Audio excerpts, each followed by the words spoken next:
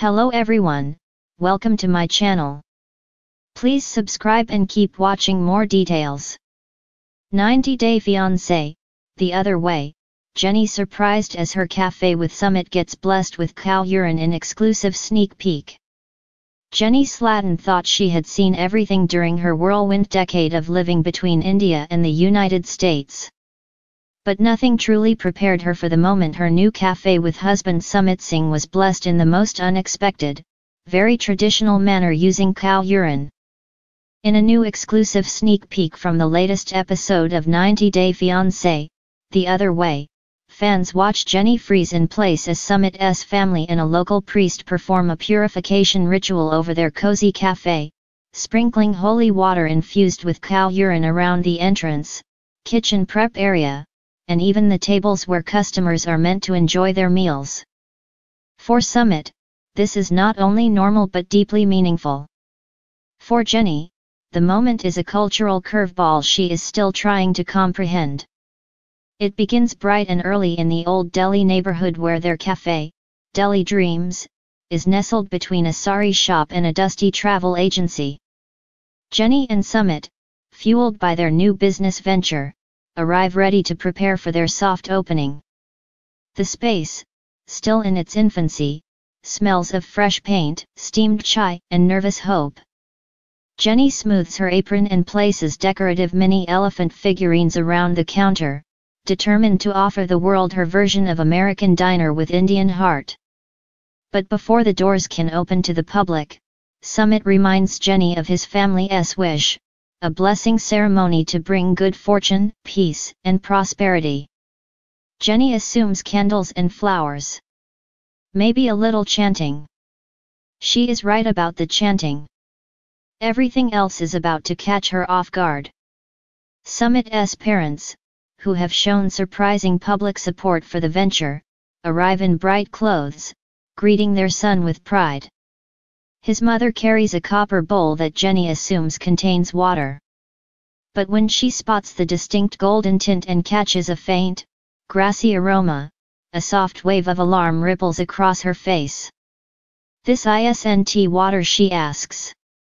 "It's cow urine," Summit replies calmly, as though he just told her the chai is piping hot. "For purification. It's very sacred."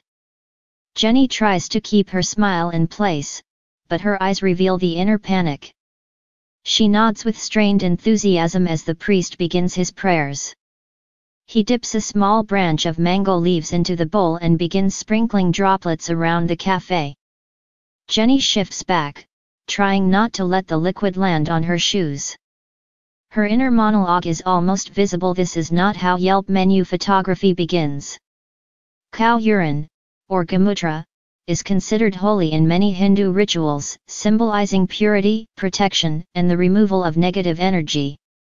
For locals, this is a centuries-old practice, but to Jennie, who grew up in California, the idea of business success being tied to sanctified cow urine feels like an entirely new frontier in culture shock.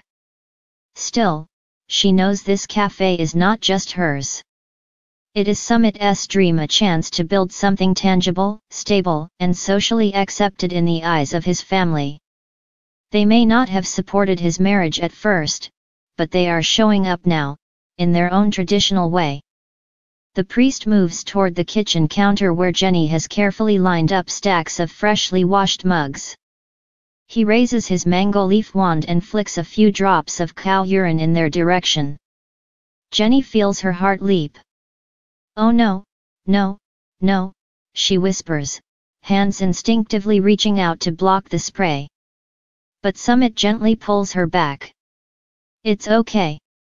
It's for blessings." Jennie sighs. "Couldn't we bless it with incense or sage, something less yellow?" His mother chuckles, amused by Jennie's discomfort. This woman, who once opposed their marriage, seems almost delighted by the role reversal. Now she is the calm, guiding hand, while Jennie stumbles through unfamiliar rituals. After the sprinkling concludes, the priest chants mantras for prosperity. Summit folds his hands in prayer, eyes closed with sincerity. Jenny mimics his posture, though hers is tinged with hesitation. She wants the cafe to succeed. She wants Summit to feel proud. But in the back of her mind, she imagines trying to explain to future customers that their dining experience has been cow urine certified. When the ceremony ends, the priest blesses the couple, declaring the cafe ready to welcome abundance. Summit beams, visibly uplifted. His mother embraces him, her eyes misty. For her, this moment is not just about business, it represents reconciliation, acceptance, and the feeling that her son is finally stepping onto a path she recognizes. Jenny, still absorbing everything, attempts to laugh it off. She pulls Summit aside. So, when customers ask how we prepared the cafe, what exactly should I say? That it is blessed, Summit answers with gentle confidence. That's all they need to know. Jenny nods slowly. She looks around the cafe, imagining customers enjoying roti wraps and coffee without a clue about the morning ritual. Maybe this is how life in India works, layers of meaning, some shared openly, others left quietly in the background. Later, in her confessional interview, Jenny admits the moment tested her comfort zone but also reminded her why she moved to India in the first place. She came for love, not predictability. For growth, not stagnation. And while she never imagined the road to happiness would involve cow urine, she understands that culture is not a straight line, it's a winding path, full of fragrant spices, loud families, relentless honking, and the occasional blessing that makes her blink twice. Still, Jenny reveals she has limits. I love India, she says, and I love Summit. And I want us to share a life that honors both of our cultures, but maybe next time, before someone starts sprinkling things, I'd like a heads up. And maybe we can agree to keep bodily fluids out of the kitchen. That firm but gentle boundary is classic Jenny, open-hearted but realistic. She wants to honor tradition, but she also wants to maintain a standard of sanitation that aligns with her American roots. Summit, who knows Jenny better than anyone, laughs and reassures her that this is a one-time ritual, not a weekly kitchen cleanse. Despite the awkwardness, the moment brings them closer. Jenny sees Summit proudly rooted in his culture, surrounded by family who finally embraces him. Summit sees Jenny genuinely trying, even when every instinct screams, this cannot be real. The cafe becomes more than a business. It is a living bridge between worlds. Walls painted with lotus murals. A menu blending Indian masala chai pancakes with American-style veggie burgers. And somewhere in the quiet morning before the people arrive, a memory of cow urine sprinkled in devotion, odd, sacred, and unforgettable. As the episode closes, Jenny hangs a sign on the door, now open. She takes a deep breath, gripping Summit's hand. Whatever happens next, customers, chaos, rave reviews, or bad Yelp comments, they will face it together. One blessing, one cafe, and one cultural surprise at a time. Their journey proves once more that love across borders is messy, surprising, and occasionally scented with lessons one never expected. But in the end, Jenny would say it is worth it.